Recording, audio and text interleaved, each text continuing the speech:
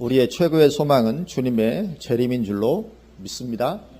가장 최고의 소망, 주님 다시 오시는 것입니다. 다시 오셔서 이 세상 역사를 마감하시는 것입니다. 어쩌면 이 세상 역사, 이 세상이 좋아 보일지 모르지만 그것은 저 세상을 아직 경험하지 못했기 때문이죠. 만약에 저 세상을, 다가올 세상을 잠깐이라도 맛을 보면 다윗은 그 여호와의 궁전 문지기로 하루 있는 것이 여기서 첫날보다 낫다고 말하는 것처럼 경험하면, 야, 이 세상 좋은 줄 알았더니만 아무것도 아니고 다 쓰레기에 불과했던 것이구나, 그렇게 될 건데, 이 세상을 우리가 좋은 것으로 이렇게 착각하면서 살아가고 있습니다. 그러나 이 세상은 죄로 인해 고통 가운데 있는 세상입니다. 하나님께서 원래 디자인하셨던 세상, 이런 세상이 아니죠. 죄로 인해서 완전히 왜곡되었고 고통스러워하는 그런 세상입니다. 그런데 주님께서 오시면 이것을 다 완전히 끝내시고 이제 새로운 세상, 정말 말할 수 없이 기쁨과 평화가 넘치는 놀라운 그런 세상이 펼쳐지게 되는 것입니다. 그래서 우리의 최고의 소망은 주님의 재림입니다. 피조물들도 그때를 고대하고 있다, 그렇게 말씀을 하죠. 데살로니가전서 4장 16절에서 18절에 보면, 주께서 호령과 천사장의 소리와 하나님의 나팔 소리로 친히 하늘로부터 강림하시리니 그리스도 안에서 죽은 자들이 먼저 일어나고 그 후에 우리 살아남은 자들도 그들과 함께 구름 속으로 끌어올려 공중에서 주를 영접하게 하시리니 그리하여 우리가 항상 주와 함께 있으리라. 그러므로 이러한 말로 서로 위로하라. 아멘. 그렇게 말씀하십니다. 주님 오실 때 우리가 구름 속으로 끌어올려서 공중에서 주님을 영접하고 항상 주와 함께 있게 될 것입니다. 이게 상상만 해도 보통 신나는 일이 아닌 것이죠. 야, 내가 끌어올려서 구름 속으로 다른 건 다 그만두고 구름 속으로 끌어올려지, 그 하나만 해도 얼마나 신나지 않겠습니까? 비행기 한 번도 못 타보는 사람이 비행기 처음 타가지고 막 이륙할 때, 그때도 그 흥분되고 기분 좋은 그런 게 있는데, 구름 속으로 끌어올린다고 할 때 얼마나 상상만 해도, 그리고 끌어올려지도 못한 수많은 사람들, 그들이 우리를 보고 있을지 모르지만 그런 가운데 우리가 올라갈 때 상상만 해도 보통 신나는 일이 아니죠. 그래서 이것이 실제 일어날 일인 것입니다. 그때가 되면 우리 인생의 모든 괴로움 다 끝나게 되는 것이죠. 정말 얼마나 이 흥분되는 그러한 때가 우리를 기다리고 있는 것인지 모릅니다. 그래서 이러한 말로 서로 위로하라. 우리가 뭐 가지고 서로 위로하겠습니까? 이런 말로 서로 위로하라고. 이때가 있다고. 우리 지금 삶은 비록 힘들지만 이때 바라보고 우리 사십시다. 그렇게 주님의 재림은 위로와 소망이 되는 것입니다. 그리고 이 소망이 이루어질 때가 가까이 다가와 있는 시대에 우리가 살고 있다는 것이죠. 오늘 마태복음 25장인데 그 바로 앞장인 24장을 보면, 마태복음 24장은 주님께서 주님의 재림 직전에 이 마지막 때 일어날 징조에 대해서 말씀을 해주고 있습니다. 그렇게 징조를 말씀해 주시고 나서는, 마지막 때 이런 일들이 있을 거다, 그래 징조를 말씀해 주시고 나서는 이어서 그러면 그 마지막 때 성도들이 어떻게 해야 되겠는지를 말씀하십니다. 마지막 때 징조를 말씀해 주신 것으로 끝나지 아니하시고, 그러니까 그때 마지막 때 사는 성도들은 이러해야 된다, 그것을 말씀해 주시는데 여러 비유를 통해서 반복적으로 말씀을 해주고 계시는 것을 보게 됩니다. 그것은 그만큼 그것이 사활적으로 중요하다는 것이죠. 반복해서 여러 비유를 통해서 그만큼 중요하다는 것입니다. 근데 그 말씀을 보면 주님은 마지막 때 교회 안에 두 부류가 있을 것이다, 그걸 집중해서 말씀을 하십니다. 교회 안에 두 부류가 있을 것이고, 그 두 부류 중에 한 부류의 그리스도인들만 휴거와 구원에 들어가게 될 것이다, 그것을 강조하고 계시는 것을 보게 됩니다. 그게 아마 마지막 때에 가장 중요한 어떤 문제가 되는 것으로 보여집니다. 그래서 주님께서 그렇게 두 부류 중에 한 부류만 구원받게 될 것을 강조해서 말씀을 하고 계십니다. 사람들은 흔히 예수님 믿고 신앙생활을 하면 다 구원받을 거라고 생각하지만 결코 그렇지 아니하고 믿는 자들 중에서도 둘로 나뉘어지게 될 것이다. 그것을 말씀을 해주고 있습니다. 마태복음 24장 37절을 보면 노아의 때와 같이 인자의 임함도 그러하리라 그렇게 말씀하십니다. 이게 주님의 재림의 때는 노아 홍수 심판 때의 복사판이 될 것이다 그렇게 말씀을 하고 있는 것입니다. 항상 그 구조가 그렇게 되어 있습니다. 구약 때 어떤 그림을 보여주시고 그것이 신약 때 그대로 성취되어져 어떤 이런 구조를 가지고 있습니다. 많은 경우가 그렇습니다. 이스라엘의 멸망도 마지막 때가 되는 것이고 어떤 그림자가 되고 그것처럼 노아 홍수 때에도 어떤 그런 마지막 때에 대한 어떤 예표적인 그것이 반복되게 되는 어떤 그런 성격을 가지고 있는 것입니다. 그래서 예수님께서도 노아의 때와 같이 인자의 임함도 그러하리라 그렇게 말씀을 해주고 있습니다. 그러면 노아 홍수 심판 직전의 때는 어떠한 상황이었는가? 그때는 대부분의 사람들이 다 하나님을 믿고 있는 때였습니다. 하나님의 살아계심을 다 알고 믿는 그런 시대였습니다. 그때는 수명이 아주 길었죠. 흔히 말하면 아주 겁나게 길었습니다. 아주 수명이 길어서 노아 시대에 살고 있던 사람들 중에서는 아담과 함께 살았던 사람들도 있던 그런 때였습니다. 물론 노아는 아담을 보지 못했지만 노아 시대에 살던 사람들 중에서는 아담을 직접 만났던 동시대의 아담과 같이 살았던 그런 사람들도 있었습니다. 그러니까 이 아담으로부터 얼마나 생생하게 하나님에 대해서 들었겠습니까? 뭐 생생하게 천지 창조에서 에덴 동산에서 아주 생생하게 들었고 사실은 그래서 어쩌면 성경이 다르게 기록이 될 수 있었던 것이죠. 천지 창조에 기서 어떻게 기록되겠어요? 다 뭐 아담으로부터 다 전해 들은 게 다 있는 것이니까. 그래서 그렇게 길게 살다 보니까 다 이것이 이렇게 다음 세대로 이렇게 전달이 되고 뭐 얼마든지 이것이 가능했던 것이죠. 그래서 이 노아 시대 사람들 거의 다 하나님에 대해서 알고 있던 하나님의 존재를 알고 있던 그런 때였습니다. 그런데 그렇게 하나님을 믿었던 그들도 두 부류로 나뉘어졌다는 거죠. 육신적인 대다수의 사람들과 노아 가족과 같이 참 신앙을 가진 소수의 사람들로 나뉘어졌다는 것입니다. 그때 육신적인 대다수 사람들 하나님을 몰랐습니까? 그렇지 않다는 거죠. 하나님을 안 믿었습니까? 그렇지 않다는 거죠. 하나님을 믿었지만 그러나 육신적인 가운데로 전락해버린 참신앙을 떠나간 그리고 구원받은 사람들은 오직 참신앙을 가지고 있었던 소수의 사람들만 구원을 받았던 것이 노아 홍수 심판입니다. 그런데 주님은 마지막 주님의 재림 때에도 똑같은 일이 반복될 거라는 거죠. 노아의 때와 같이 인자의 임함도 그러하리라 그렇게 말씀합니다. 또 39절도 말씀하죠. 39절에도 홍수가 나서 그들을 다 멸하기까지 깨닫지 못하였으니 인자의 임함도 이와 같으리라. 똑같이 될 것이다. 노아 홍수 때에 그런 어떤 재현이 될 것이다. 그렇게 말씀을 하고 계십니다. 그래서 노아 홍수 시대에 두 부류의 사람들이 있었죠. 대다수의 부류는 멸망했고 소수의 참되신을 가진 노아 가족 그 부류만 구원받은. 또 40절 41절에서도 두 부류가 있을 것을 말씀하시죠. 40절 그때에 두 사람이 밭에 있음에 한 사람은 데려가고 한 사람은 버려둠을 당할 것이요. 두 여자가 맷돌질을 하고 있음에 한 사람은 데려가고 한 사람은 버려둠을 당할 것이니라. 두 부류가 있을 것이다. 그리고 이 40절 41절도 역시 교회 안에서의 두 부류를 말씀하는 것입니다.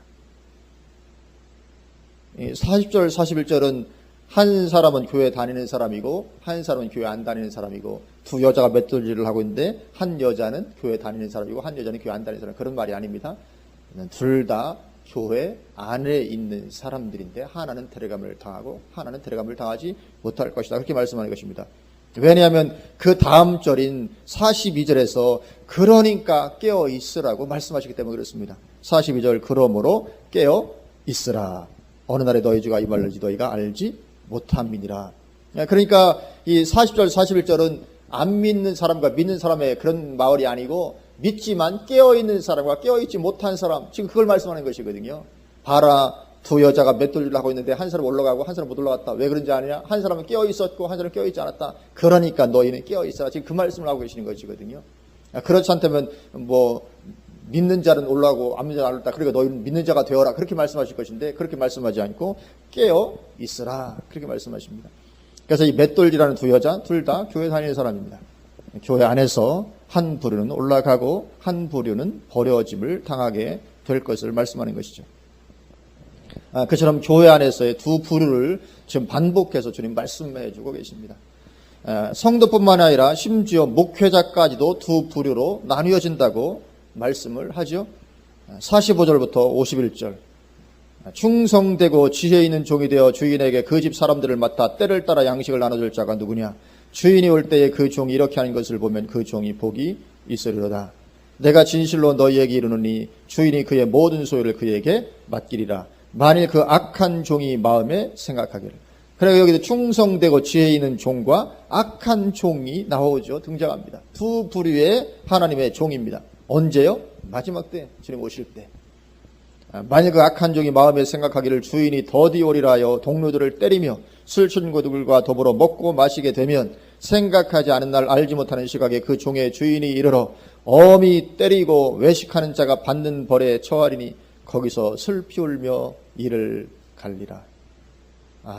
정말 하나님의 종으로 쓰임받고도 가장 비참한 자리에 들어가게 되는, 주님 재림하실 때 주님으로부터 어험이 맞아 어험이 때리니까 어험이 주님부터 두들겨 맞고 외식하는 자가 받는 벌에 처해져서 거기서 슬피 울며 이를 가는.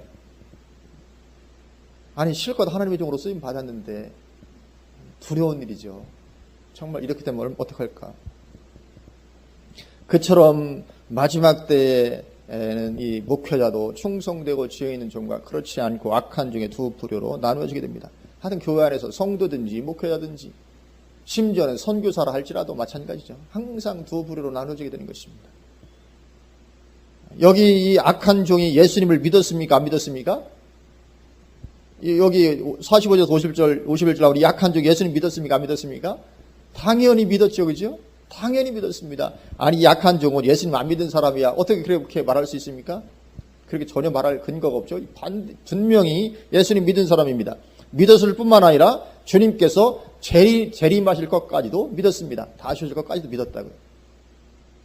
그러나 구원받아 휴거되어 올라가지는 못했던 것입니다. 이처럼 한 번 믿었다고 해서 다 구원에 들어가게 되는 것이 아닌 것입니다. 한 번 믿으면 구원이라고요? 절대 그렇지 않습니다. 그러니까 예수 믿으면 어떻게 살든 구원을 받을 것이라고 하는 이 칼빈주의 구원론이 얼마나 허구인지 모르는 것입니다. 내가 예수 한번 믿었으니까 그 이후로는 어떤 죄를 지어도 천국에 간다? 절대로 그렇게 되지 않습니다. 이 악한 종은 그럼 당연히 천국 갔을 거라고. 그러나 그렇지 않습니다. 슬피 울며 이를 가는 곳은 천국이 아니죠. 이건 어떻게 천국에서 슬피 울며 이를 갈겠습니까? 당연히 지옥 간다는 것입니다. 그렇처럼 예수님 믿었지만 또 재림하실 것까지도 믿었지만 그래도 지옥에 들어갈 수가 있는 것입니다.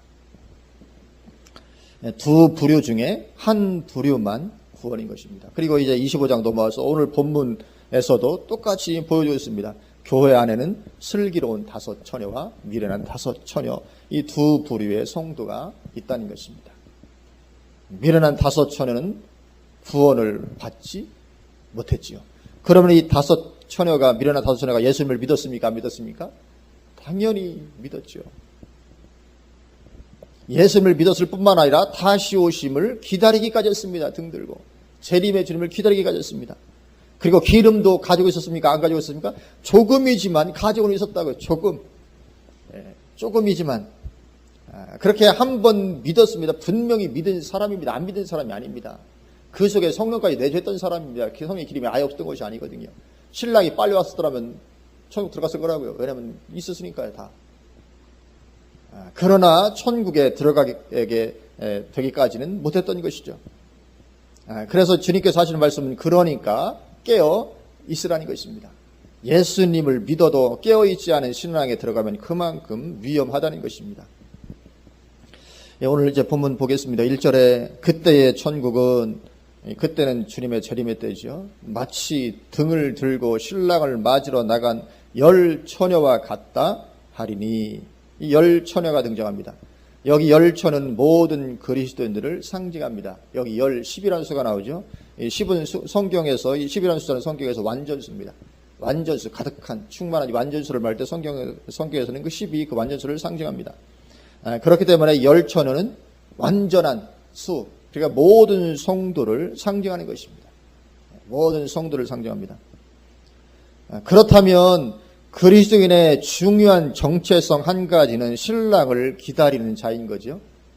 우리 그리스도의 중요한 정체성이나 여기 보면 슬기로운 다섯 처녀만 기다린 게 아니라 다 기다렸습니다. 열처녀가 다. 그것은 그리스도인의 중요한 정체성은 다시 오시는 그 신랑을 기다리는 것입니다. 그래서 신랑의 오심에 관심을 가지고 있지 않은 사람은 그리스도인이 아닌 것입니다. 우리 그리스도는 누굽니까? 신랑 기다리는 사람들입니다. 아유, 나는 신랑 관심 없어. 이건 그리스도인이 아닌 것입니다. 신부가 아닌 것이죠. 2절 그 중에 5은 미련하고 5은 슬기 있는 자라. 이처럼 미련한 그리스도인과 슬기로운 그리스도인의 두 부류로 나뉘어지게 됩니다. 우리 미련하게 신앙생활을 하면 안 될 줄로 믿습니다. 신앙생활을 하고도 천국에 들어가지 못하고 망하게 되시기 때문에 그렇습니다. 그렇게 열 처녀가 등을 들고 신랑을 기다립니다. 그런데 문제가 발생하죠. 신랑이 참 예의 없게도 원래 이 이스라엘 관례는 초저녁에 신랑이 와야 되는 것이거든요. 근데 이 신랑이 예의 없게도 초저녁에 오지 않고 한밤중에 옵니다. 아니, 세상에 한밤중에 오는 신랑이 어디 있습니까? 일찍 와야지. 밤 12시가 넘어가지고.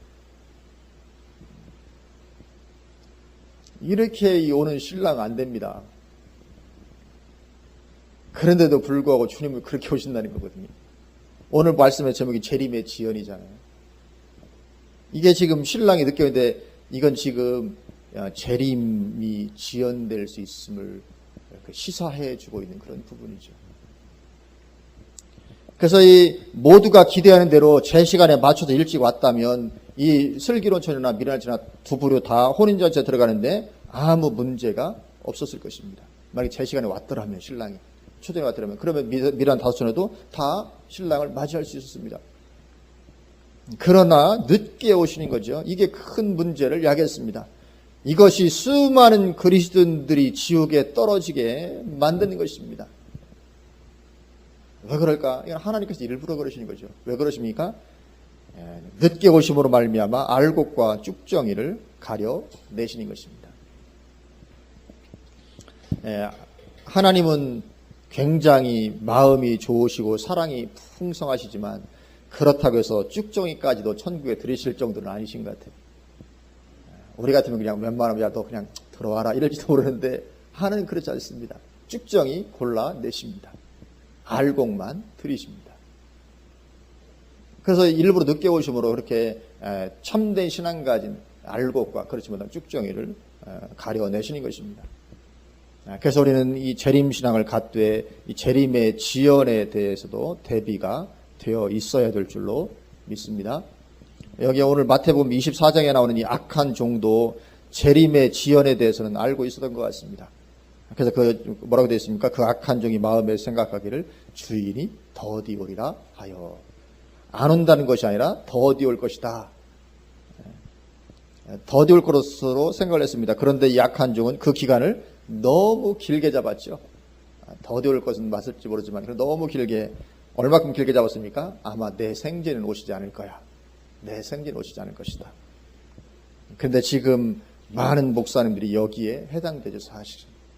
오늘날도 많은 목사님들이 내 당대에는 재림하지 않을 거야, 이런 인식을 가지고 있습니다. 그래서 이 재림이 지연된 것까지는 맞을지라도 그렇게까지 길게 잡아서 나태하게 되어서는 안 되는 것이죠. 재림이 길게 이렇게 잡으면 나태하게 되기가 아주 쉽습니다. 어쨌거나 이처럼 주님의 재림은 기다리는 사람들의 기대보다는 늦어질 가능성이 커 보입니다.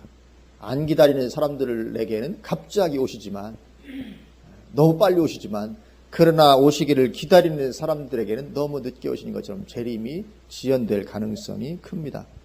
그렇기 때문에 이 환난 전 휴거설에 입장에 있는 분들, 반드시 그들도 재림 지연의 가능성에 대해서는 대비를 하고 있어야 될 텐데 어떻게들 하고 있는지는 잘 모르겠습니다. 하여튼 재림의 지연에 대해서 좀 대비가 좀 되어 있어야 될 텐데 그런 어떤 염려가 있습니다. 그렇게 처녀들이 신랑을 맞으러 나가는데 그들이 가지고 나갈 때 이 등을 가지고 나가죠. 그들이 가지고 나갔던 이 등은 외부적인 신앙생활을 상징합니다. 외형적인 신앙생활. 신앙의 형식은 가지고 있는 것이죠. 그리고 또 주의 말씀은 내 발의 등이요라는 말씀처럼 말씀을 가지고 있는 것을 의미하기도 합니다. 그리고 기름은 신앙의 내용물을 상징합니다. 형식만 있는 것이 아니라 내용물. 그래서 성령 충만하고 성령과의 이 교통하심이 있는 살아있는 신앙생활. 이 기름이 그걸 상징하는 것이죠.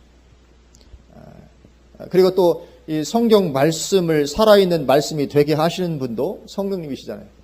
등이 하나님의 말씀을 상징한다면 그 등, 하나님의 말씀이 정말 하나님의 말씀으로 살아 역사하시도록 하시는 분은 하나님이십니다. 성령님이십니다. 그래서 반드시 기름이 있어야 등을 밝힐 수 있듯이 성령이 오셔야 말씀도 살아있는 말씀이 되게 되는 것이죠. 그래서 핵심이 뭡니까? 성령 충만한 것입니다. 예수님께서 올라가시고 보내신 분이 성령님이시기 때문에 성령님 없이 우리는 신앙생활을 하는 것이 가능하지 않습니다. 그래서 우리는 반드시 성령 충만한 것은 이것은 필수적입니다. 이것은 선택의 여지가 없는 것입니다. 그리고 5절에 보면 미련한 처녀나 슬기로운 처녀나 다 졸며 자죠. 5절에 보면 신랑이 더디옴으로 다 졸며 잘세. 그래서 다 졸며 잡니다. 10명이 다. 여기 졸며 자는 것은 깨어있지 못한 신랑을 말하는 게 아닙니다. 우리 이제 졸며 자니까 그럼 다 마지막 때 깨어있지 못한가 보구나 생각할지 모르지만 그것을 말씀하는 것은 아닙니다. 왜냐하면 슬기로운 5 처녀들도 모두 졸며 잤기 때문에 그렇죠. 그렇다면 이들도 깨어있지 못했기 때문에 다 큰 심판을 받을 텐데 그렇지 않죠. 그래서 여기 졸며 자는 것은 그만큼 마지막 때 이 힘든 신앙의 때가 될 것임을 보여주는 것입니다. 그만큼 힘든 신앙의 때가 될 거다. 졸음이 막 쏟아지는데 졸음 참아본 적들 다 있으시죠? 얼마나 힘듭니까? 세상에 그것보다 힘든 게 없습니다. 막 졸음이 막 쏟아지는데 그래서 세상에서 제일 무거운 게 뭐라고요? 넌센스 퀴즈 있잖아요. 세상에서 제일 무거운 거 눈꺼풀이다. 졸음이 막 쏟아질 때 잠이 쏟아질 때 이 잠 참는 거 보통 힘든 게 아닙니다. 못 참습니다. 결국은 잠들게 되어 있죠. 지금 그것을 말하는 것입니다. 그만큼 마지막 때 힘든 시기가 된다는 것을 보여주는 것입니다. 그래서 그때 일어나게 되는 일이 뭡니까? 한 부류의 등불은 꺼져가는 일이 발생하는 것입니다. 그때 점점 한 부류의 등불은 꺼져갑니다. 불이 약해지고 결국은 꺼져갑니다. 그리고 그러다가 신랑이 도착할 때는 어떻습니까? 완전히 꺼져버리고 마는 것이죠. 그런 일이 그 힘든 때에 발생을 하는 것입니다. 천국에 들어갈 만한 신앙이 유지되지를 못하는 것입니다. 그래서 보라 신랑이로다 그렇게 외치지만 이제 신랑을 맞이할 준비하려고 해도 안 되는 것입니다. 이미 등은 꺼지고 그래서 주님 오시는 그 자리에 있지를 못하게 되는 것입니다. 그래서 어떻게 하십니까? 그런즉 깨어 있으라 그렇게 말씀을 하고 있습니다. 그래서 마지막 때 우리는 반드시 깨어 있어야 될 줄로 믿습니다. 그러면 여기 깨어 있으라는 의미가 무엇인가? 깨어 있는 것은 무엇을 말하는 것인가?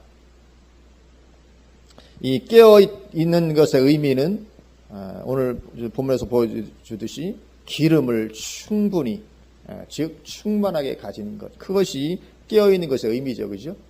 왜냐하면 슬기로운 5 처녀는 깨어있는 성도들이었고 그들은 천국에 들어갑니다. 근데 그들이 미련한 처녀와 비교해서 다른 것이 무엇입니까? 기름을 충분히 준비했다. 이게 하나가 다르거든요. 그래서 깨어있는 신앙, 그런즉 너희는 깨어있으라고 말씀할 때 그런즉 너희는 이 슬기로운 5 처녀처럼 되어라 그 말씀이거든요. 그러면 거기 깨어있는 것은 차이점 단 하나밖에 없습니다. 성령 충만한 것, 충분히 기름을 준비한 것. 이 하나입니다. 단지 재림을 기다리고 있는 것이 깨어있는 것이 아닙니다. 나는 재림을 기다리고 있으니까 나는 깨어있는 신앙이다. 나는 재림 신앙 가지고 있으니까 나는 깨어있는 신앙이다. 그렇지 않습니다. 왜냐하면 여기 보면 10명 다 기다렸잖아요. 미련한 다섯처녀가 재림신앙이 없었던 게 아닙니다. 미련한 다섯처녀도 분명히 기다렸던 것이죠. 그래서 이 깨어있는 것은 기름 준비하는 것을 말하는 것입니다. 근데 요즘에 이 재림을 소망하는 사람들이 모이는 인터넷 카페 이런 데 보면 재림을 기다리는 것이 깨어있는 것으로 오해하는 사람들이 많이 있는 것을 보게 됩니다. 우리는 재림을 기다리니까 깨어있고, 그래서 재림에 대해서 관심 없는 사람들에 대해서 굉장한 안타까움을 가지고 막 하는 이면을 보면 나는 깨어있는 신앙이다, 그런 어떤 것을 배경에 깔고 있거든요. 그러나 절대로 그런 것이 아닙니다. 물론 재림의 주님을 기다려야죠. 그건 맞습니다. 그러나 그 자체가 깨어있는 신앙이 아니고, 그렇기 때문에 내가 성령의 기름을 충만히 가지고 준비하고 있는 그것이 깨어있는 것입니다. 그렇지 아니하면 아무리 요란스럽게, 요즘 이 재림에 대해서 얼마나 요란스럽게 떠드는 사람 많은지 모릅니다. 근데 그들의 삶을 가만히 보면 기름은 전혀 준비하지 않은 가운데 있으면서 말로만 그냥 뭐 재림 어떻고 막 맨날 인터넷 많이 하고 그런 제목한테 책 보면서 막 말로 그렇게 하고 막 이렇게 온갖 걸 다 돌아다니지만 삶을 떠들어보면 기름 없어요. 그런 성들 요즘 많이 보이죠. 아마 우리 주변에도 아마 눈에 생각되는 사람이 있을지 모릅니다. 그러나 그것은 본인은 자기만 굉장한데 남들이 다 이렇게 깨어있지 못한 것이라고 생각할지 모르지만, 우리가 볼 때는 당신부터 좀 깨어있어야 되겠다, 이런 것이죠. 물론 우리가 깨어있도록 하는 데에는 재림신앙이 큰 도움이 됩니다. 재림신앙이 아주 큰 도움이 되죠, 깨어있도록 하기 위해서. 그래서 이 마태복음 24장에 나오는 그 악한 종도 깨어있지 못하게 되었던 것이 주님이 더디오리라 해서 깨어있지 못하게 되었던 것이거든요. 근데 재림신앙은 우리가 깨어있도록 하는데 큰 도움을 줍니다. 그것이 재림신앙의 축복이죠. 디모데후서 4장 8절도 보면 사도 바울도 그렇게 말씀하고 있습니다. 이제 후로는 나를 위하여 의의 면류관이 예비되었으므로 주 곧 의로우신 재판장이 그날에 내게 주실 것이며, 내게만 아니라 주의 나타나심을 사모하는 모든 자에게도 니라. 아멘. 그렇게 말씀합니다. 이 의의 면류관이 상급, 사도 바울은 자기가 상급받을 걸 알고 있었거든요.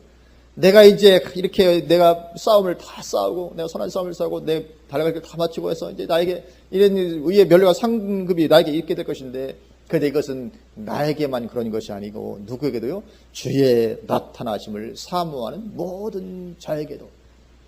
이게 주님의 다시 오심을 사모하는 자들이 깨어있는 신앙이 돼서 상 받는 신앙이 되는데 굉장히 큰 도움이 되는 것이죠, 재림신앙이.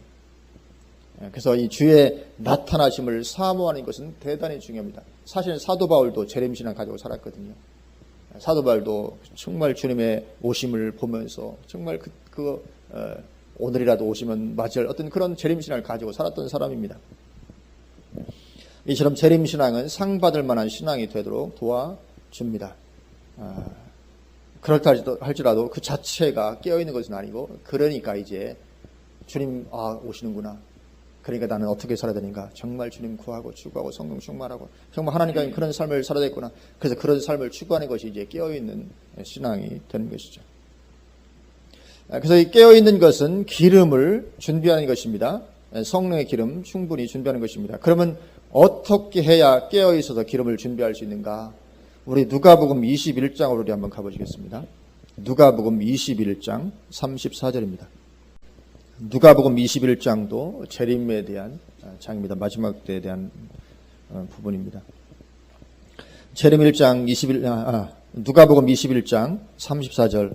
너희는 스스로 조심하라. 그렇지 않으면 방탕함과 술취함과 생활의 염려로 마음이 둔하여지고 뜻밖의 그날이 덫과 같이 너희에게 임하리라. 이 날은 온 지구상에 거하는 모든 사람에게 임하리라. 이러므로 너희는 장차 올 이 모든 일을 능히 피하고 인자 앞에 서도록 항상 기도하며 깨어있으라 하시니라. 아멘. 어떻게 깨어있어야 된다고요?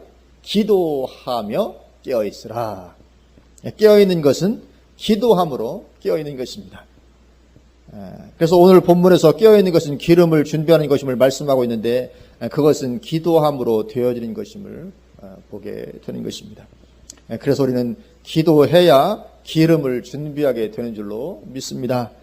그래서 누가복음 18장에도 보면 너희가 악할지라도 좋은 것을 자식에게 줄 줄 알거든. 18장이 아니라 11장 18절이죠. 너희가 악할지라도 좋은 것을 자식에게 줄 줄 알거든 하물며 너희 하늘아버지께서 구하는 자에게 성령을 주시지 않겠느냐 하시니라. 아멘.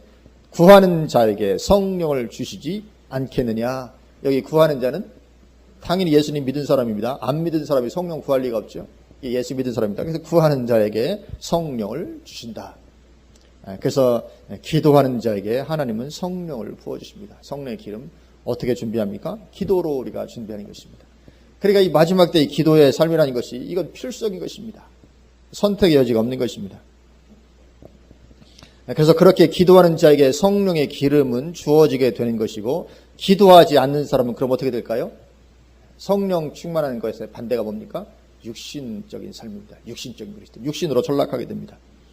그리고 육신으로 전락하면 그 육신적인 삶을 살았던 사람이 누굽니까? 그 사람들이 바로 노아 시대 때 심판에 들어갔던 사람들이 바로 그 사람들입니다. 그런데 주님은 마지막 때 노아 시대에 반복이 될 거라고 말씀하셨잖아요. 재현이 될 거라고.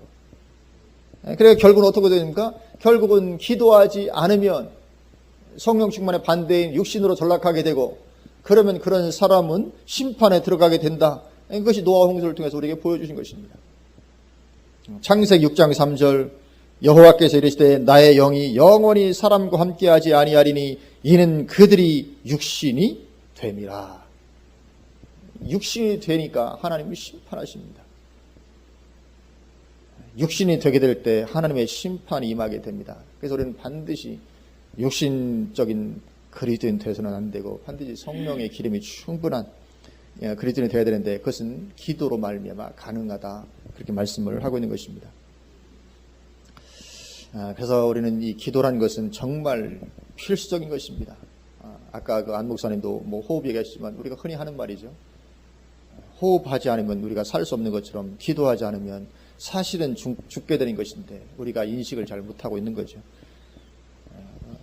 우리는 육신이 숨막히면 금방 늦어지는데 영이 숨막히는 건 그냥 감각이 무뎌져 가지고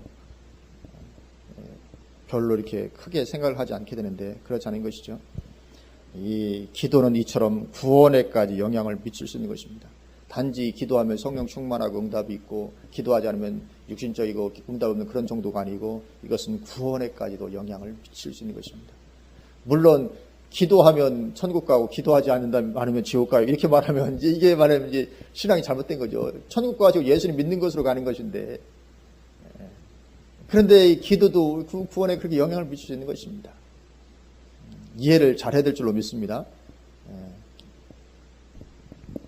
그래서 예수님도 뭐라고 합니까? 제자들에게 시험에 들지 않도록 깨어 기도하라, 그렇게 말씀합니다.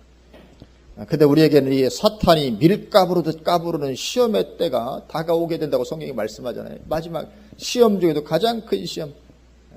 예수님께서 베드로에게 사탄이 밀가부르듯 너희들 청구하였으라 이렇게 말했는데, 이 사탄이 밀가부르듯 까부러가지고 막 사정없이 까불어서 막 날려가면 그냥 떨어지고 끝나는 것이잖아요. 그렇게 한다는 거죠. 그런 시험, 막 사정없이 그냥 흔들어대는 이런 시험이 오게 되는 것이고, 그래서 성령 충만하지 못하면 결국은 떨어져 나가게 될 수 있다. 그래서 쭉정의 신앙은 반드시 밀가부도 까부르면 다 떨어져 나가죠. 밀가부를 썼잖아요. 그죠? 이렇게 다 키질 같은 거 하면 그냥 다 떠나가는 것입니다. 그래서 우리는 기도에 항상 힘쓰고 성령의 기름 그래서 늘 충분하고, 그래서 환난의 시험에 들어가도 흔들리지 않고, 그래서 주님이 일찍 오시든 아니면 늦게 오시든 전혀 관계없는 그런 믿음, 그런 신앙이 우리가 다 되어야 될 줄로 믿습니다. 정말 우리가 기도할 수 있기 원합니다.